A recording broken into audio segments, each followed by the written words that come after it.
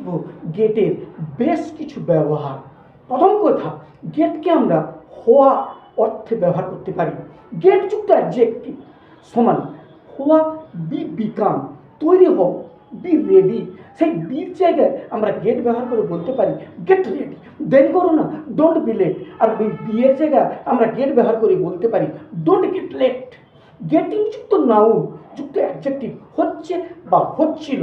যদি বলি আমার দেরি হয়ে যাচ্ছে, আই এম বিকামিং লেট। আবার ওই বিকামিংয়ের জায়গায় আমরা গেট ব্যবহার করে বলতে পারি আই এম গেটিং লেট। অন্ধকার হয়ে যাচ্ছিল, ইট ওয়াজ বিকামিং ডার্ক। আবার ওই বিকামিংয়ের জায়গায় আমরা গেট ব্যবহার করে বলতে পারি ইট ওয়াজ গেটিং ডার্ক। অনুরোধ করে কিছু চাওয়া বা দেওয়ার ক্ষেত্রেও আমরা গেটকে ব্যবহার করতে পারি।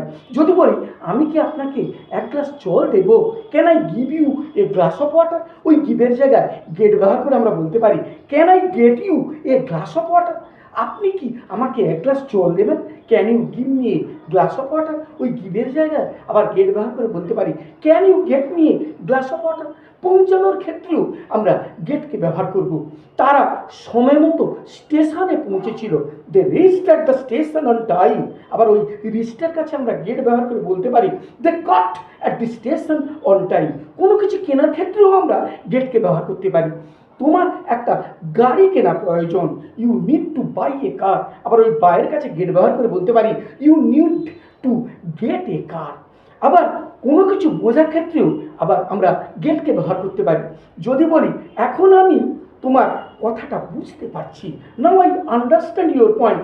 আবার ওই আন্ডারস্ট্যান্ডের কাছে আমরা গেট ব্যবহার করে বলতে পারি now I get your point. আবার পাওয়ার ক্ষেত্রেও আমরা গেটকে ব্যবহার করতে পারি, আমি তোমার মেসেজটা পেয়েছি, I have got your message. আশা রাখি তোমরা বুঝতে পেরেছ।